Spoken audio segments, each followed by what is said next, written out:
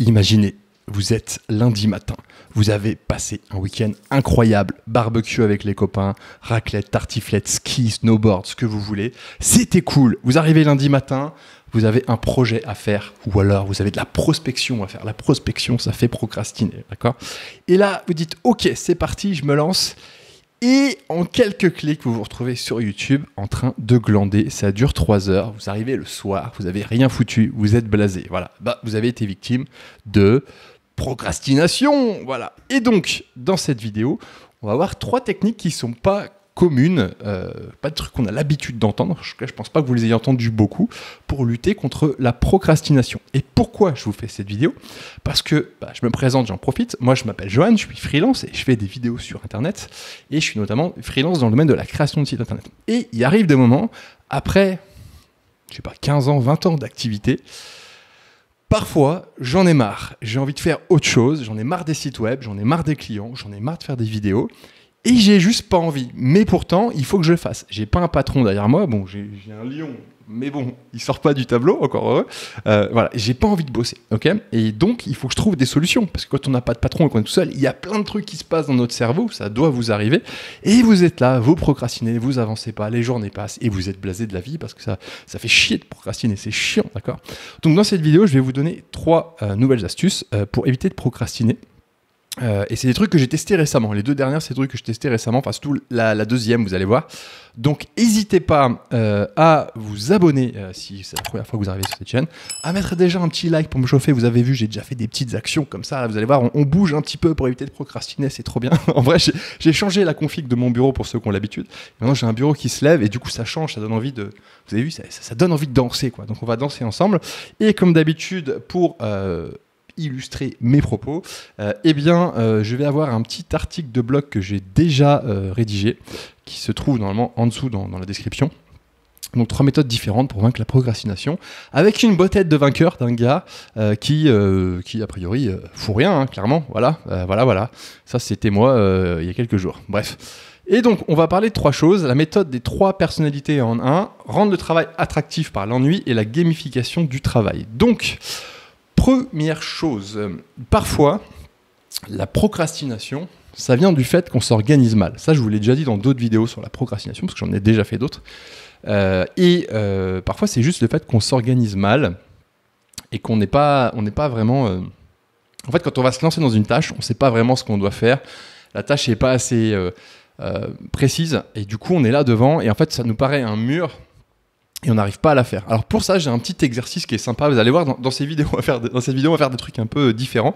J'ai un petit exercice qui est sympa et que j'avais déjà fait une vidéo, notamment à ce propos. Je vous la montre d'ailleurs. Attendez, bougez pas. Elle est là. Voilà. C'était cette vidéo. Hop. Alors ça remonte. Hein, je l'avais publiée il y a 5 ans. Voilà. Et donc, je ne sais pas si on va entendre. Du début de mois, on fait notre petite réunion pour l'entreprise. Et aujourd'hui, voilà, en tant que boss, parce que voilà, je suis le boss, quoi, tu vois, j'ai décidé de planifier les objectifs de ce mois. Donc, ce mois-ci, j'aimerais que toi, Johan, le manager, et toi, Johan, l'exécutant, vous réalisiez ces objectifs. Donc, aujourd'hui, ce mois-ci, j'ai noté que je voulais dépasser les 100K de chiffre d'affaires. Donc, vous vous démerdez, vous trouvez une solution, les gars. Moi, je veux faire 100K de chiffre d'affaires à la fin du mois. J'aimerais, parce qu'à la fin du mois, voilà, il y a un truc que j'aimerais bien organiser, tu vois, on fait une grosse bamboula tous ensemble, on se fait une teuf, j'ai loué un yacht là, on va partir, on va traverser l'océan Atlantique. Et puis voilà, sur YouTube, j'ai vu qu'on avait que genre 700 abonnés, quoi, c'est une honte les gars, c'est une honte, sérieux, faut vous bosser un petit peu plus. J'aimerais qu'on vise les 100K, tu vois, les 100K, on se fait une petite chaîne tranquille, pépouze. Voilà, donc vous vous démerdez, écoute, Johan le manager, tu trouves un moyen et tu vois avec Johan l'exécutant et vous faites votre truc. Moi je me barre, voilà, je suis le boss, de toute façon j'ai pas besoin de bosser, donc allez, ciao, j'ai fait mon taf. Putain, mais je sais pas comment on va faire pour gérer ce truc, quoi. Sérieux, le boss, il est devenu taré. Faire 100K ce mois-ci, mais comment je vais gérer les équipes, quoi. Sérieux, Johan l'exécutant, il va péter un plomb. Allez, vas-y, je lance Trello et je me mets en mode manager et de l'extrême, quoi. Voilà, 100K, quoi. Pouah.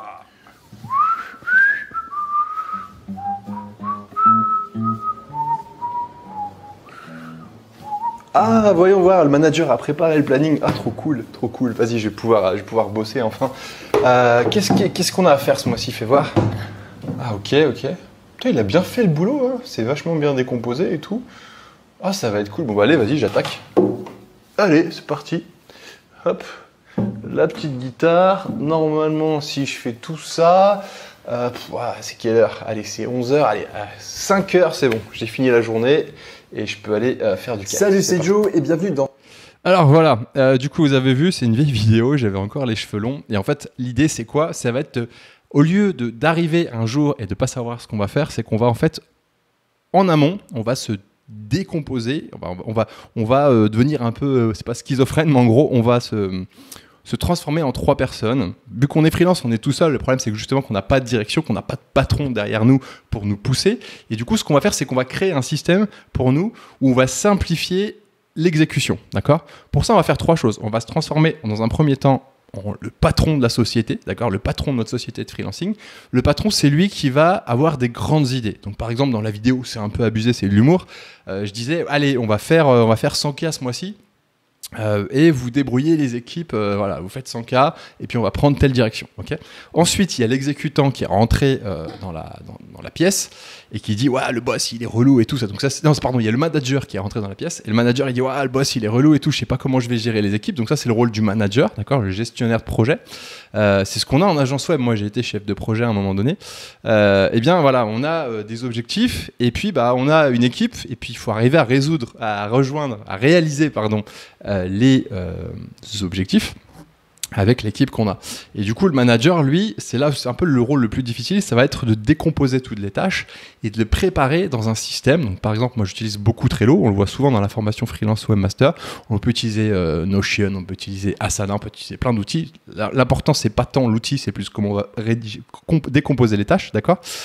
Et après, donc une fois qu'on a décomposé les tâches, il y a l'exécutant qui arrive, qui est une 3e version de nous, et qui lui va arriver, et qu'en fait, il a même plus besoin vraiment de réfléchir, il a juste besoin de s'exécuter, d'accord? Donc il va prendre la première tâche qui est normalement assez facile, que le manager a préparée de manière assez simple, et il va exécuter la tâche. Et du coup, la première astuce, la première méthode pour éviter de procrastiner, c'est utiliser cette méthodologie de se séparer en 3. Je vous remettrai le lien de la vidéo, l'ancienne vidéo, dans l'article qui est associé à celle-ci, d'accord? Vous pourrez aller la voir si vous voulez vous marrer et voir avec mes cheveux longs, ok?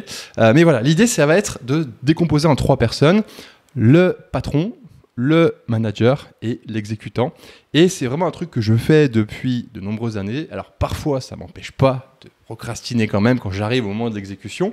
Mais généralement, c'est souvent que j'ai merdé au niveau du manager. C'est-à-dire que j'ai mal prévu mes tâches et du coup, c'est pas assez fluide en fait pour l'exécutant. Donc moi qui exécute. Et je suis là, j'ai la flemme et tout. Et c'est pour ça que du coup, on va passer à la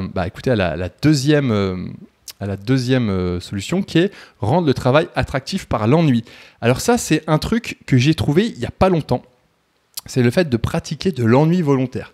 Clairement, c'est une personne que j'aime bien qui s'appelle Jean Rivière, vous pouvez chercher sur internet si vous voulez, qui fait toujours des petites techniques comme ça de productivité, etc. Et là, il n'y a pas longtemps, elle parlait de ça et elle disait qu'en fait, c'est une autre vidéo que j'avais fait d'ailleurs une fois, je vous avais dit, on a souvent la flemme de travailler parce que dans notre quotidien, on a beaucoup trop de choses qui nous stimulent et qui nous stimulent de la sécrétion de dopamine. Okay, et donc, ce qui se passe, c'est que toute la journée, on a, je sais pas, j'ai pas mon téléphone parce que c'est lui qui tourne la vidéo, mais on va voir, je sais pas, les réels et les TikTok, les machins. Ensuite, on va ouvrir le frigo, on va manger un petit bout parce qu'on est à la maison. En tant que freelance, voilà, on peut se faire une petite pause, on s'ouvre une petite tartine, on met du fromage dessus et tout. Et puis je sais pas, il y a plein de petits trucs qui fait que notre vie, elle est plutôt cool, quoi. En fait, on a plein de petits moments sympathiques. Et puis, dès qu'il y a un moment un peu difficile, comme aller bosser, on est là, la galère, voilà. Et en fait, il y a une technique que je ne connaissais pas et que j'ai testée récemment, c'est de s'ennuyer volontairement. C'est-à-dire que vous allez arriver, d'accord, vous allez arriver le lundi matin et vous n'avez pas envie de faire quelque chose, d'accord, vous avez pas envie de bosser, ok. Ce que vous allez faire, c'est que vous allez vous asseoir sur votre chaise de bureau et vous allez rien faire, littéralement ne rien faire, et c'est pas facile de rien faire du tout, c'est là où c'est tout l'enjeu, et vous allez rien faire pendant 10-20 minutes, d'accord, mais vraiment vous faites rien, vous touchez pas votre téléphone, vous touchez pas votre ordinateur, vous pensez juste, c'est un genre de méditation mais sans méditer, et vous attendez que le temps passe. D'accord ? C'est très chelou, je le sais, c'est très chelou, mais notre problème aujourd'hui, dans notre société d'aujourd'hui, c'est qu'en fait on est toujours en train de faire des choses, et du coup on est toujours en recherche, entre guillemets, de plaisir, et parfois on a tellement de plaisir qu'on oublie finalement l'effort, enfin l'effort nous paraît tant difficile que le fait de venir resetter à un moment donné en faisant rien du tout, toute la, on va dire le niveau de dopamine et tout ça, eh bien au bout de 20 minutes à rien faire, clairement vous allez être content de bosser, d'accord ? Essayez-le, vraiment c'est un truc de fou, moi je l'ai testé et je trouve ça assez incroyable parce que on se dit « Ah, enfin, je peux faire quelque chose » et du coup, en fait, finalement, le boulot devient intéressant même si on n'avait pas envie de le faire. D'accord ? Donc ça, c'est la deuxième astuce. Je vous recommande de le faire. C'est un truc qui vraiment paraît débile, mais en fait, c'est trop cool et ça peut sauver des vies. Ok ? Alors maintenant, la troisième astuce et la dernière, c'est la gamification du travail. Alors, ça, c'est un truc intéressant aussi. J'en ai déjà parlé sur cette chaîne YouTube. Moi, mon gros problème aujourd'hui, c'est que je fais des sites internet depuis que j'ai 10 ans. Aujourd'hui, j'ai bientôt, je vais pas dire, mais ça commence par un 4, ça finit par un 0, d'accord ? Et donc, ça fait un moment que je fais des sites internet. Et en fait, il y a des fois, j'en ai marre de faire des sites internet. Ça me saoule de faire des sites internet. J'en peux plus, même en parler, ça me saoule. Enfin voilà, il y a des moments, j'en ai marre, quoi. Comme tout truc qu'on fait pendant longtemps. Sauf que c'est justement parce que j'en ai fait longtemps qu'aujourd'hui, j'ai de l'expérience et que j'arrive à bien en vivre, d'accord ? Mais comment j'ai fait pour supporter en fait l'évolution ? Eh bien, c'est en essayant de rendre le truc un peu plus sexy. Donc, par exemple, un truc tout bête aussi, faire des vidéos. Des fois, j'ai pas envie d'en faire des vidéos. Clairement, là, j'avais pas envie de faire des vidéos. Eh bien, récemment, j'ai acheté du nouveau matos. J'ai une nouvelle caméra. J'ai une nouvelle table ici. Je sais pas si vous voyez. Avant, la config de mon bureau, j'étais plus bas. Genre, je devais être comme ça. Et là, en fait, j'ai acheté une table où je suis debout. Ce qui est vraiment cool, du coup, pour faire des vidéos, je suis en train de le découvrir maintenant. Parce que ça me permet de bouger, ça me permet de danser, ça me permet de faire plein de trucs. Donc voilà, j'essaye de rendre, en fait, le truc un peu plus sympa, un peu plus, gamifié, on va dire.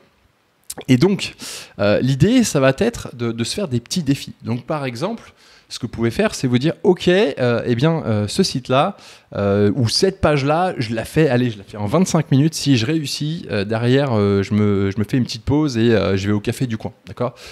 Ou alors, tiens, cette fois-ci, j'en ai marre de faire des sites avec Elementor, je vais tenter de le faire avec Gutenberg, ok ? Peut-être pour un site où il n'y a pas beaucoup d'enjeux et où vous n'avez pas vraiment, c'est pas un gros truc, ça peut se tenter. Ou alors, vous en avez marre de faire des sites, mais vous savez que vous avez des lacunes en référencement, d'accord ?